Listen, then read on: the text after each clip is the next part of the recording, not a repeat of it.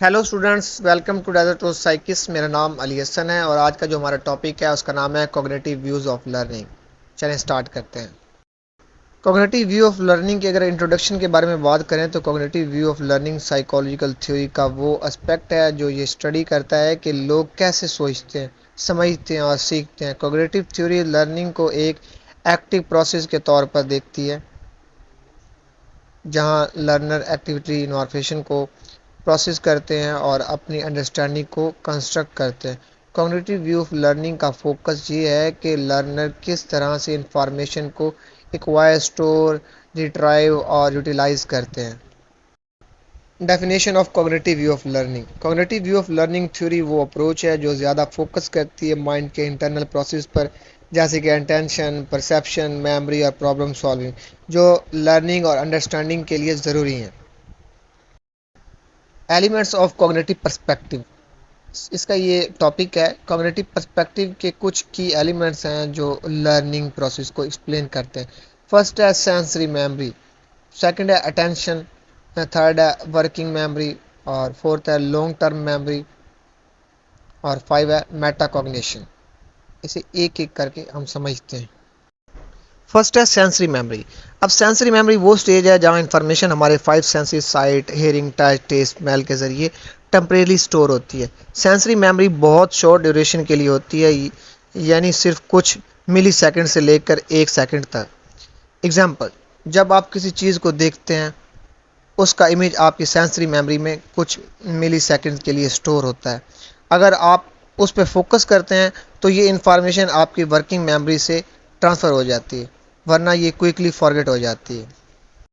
Second है role of attention. अब role of attention, attention का रोल ये होता है कि ये सेंसरी मेमोरी से रेलिवेंट इन्फॉर्मेशन को सिलेक्ट करता है और उसे वर्किंग मेमोरी में ट्रांसफ़र करता है। अटेंशन एक फ़िल्टर की तरह काम करता है जो अननेसेसरी इन्फॉर्मेशन को एलिमिनेट करता है और इम्पोर्टेंट इन्फॉर्मेशन को प्रोसेस करता है। एग्जांपल देता हूँ आपको।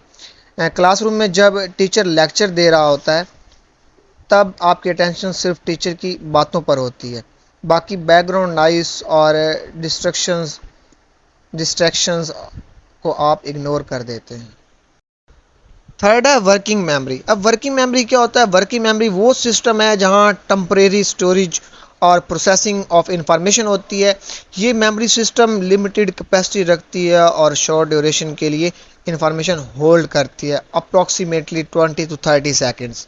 अब एग्जांपल देता हूँ आपकी। जब आप मैथ प्रॉब्लम सॉल्व कर रहे होते हैं तो जो नंबर्स और ऑपरेशंस को टेम्परेली आपकी वर्किंग मेमोरी होल्ड करती है। जब सॉल्यूशन मिल जाती है तो ये इंफॉर्मेशन लॉन्ग टर्म मेमोरी में स्टोर हो सकती है अगर आप उसे रिपीटली प्रैक्टिस करें।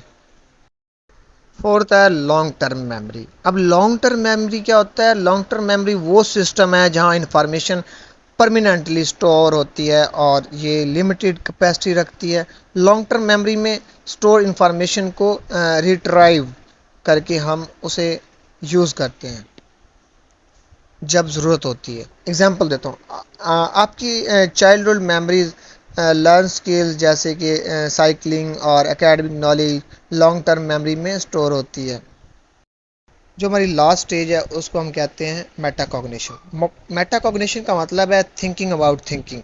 ये वो प्रोसेस है जहाँ इंडिविजुअल्स अपनी लर्निंग और कॉग्निटिव प्रोसेस को प्लान, मॉनिटर और एवेल्यूएट करते हैं। मेटाकॉग्निशन में अवेयरनेस और कंट्रोल इन्वॉल्व होती हैं जो लर्निंग को इन्हेंस करने में मदद करती है। मैं आपको एग्जांपल देता हूँ। जब आप एक डिफ़िकल्ट चैप्टर पढ़ रहे होते हैं और समझ नहीं आ रहा होता है कि तब आप अपनी स्टडी स्ट्रेटजी को चेंज करने की सोचते हैं। ये मेटाकॉग्निटिव प्रोसेस है। स्टूडेंट, इसमें रेगुलेशन एंड इंडिविजुअल डिफरेंसेस भी होता है। अब रेगुलेशन से मुराद है अपनी कॉग्निटिव प्रोसेस को इफेक्टिवली कंट्रोल और मैनेज करना। इंडिविजुअल डिफरेंसेस से मुराद है कि हर इंडिविजुअल की कॉग्निटिव एबिलिटी और लर्निंग स्टाइल अलग होती है। ये डिफरेंसेस लर्निंग के आउटकम को इन्फ्लुएंस करते हैं।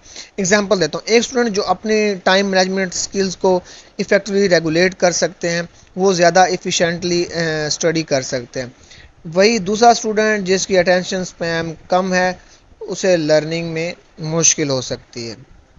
स्टूडेंट्स, उम्मीद करता हूँ आज का लेक्चर आपको अच्छा लगा होगा, समझ आया होगा। अगर आपको लेक्चर समझ आया तो चैनल को सब्सक्राइब करें, बेल आइकन को दबाना मत भूलें, वीडियो को लाइक करें, कमेंट करें अगर आप कुछ पूछना चाहते हैं, फीडबैक देना चाहते हैं। Thank you.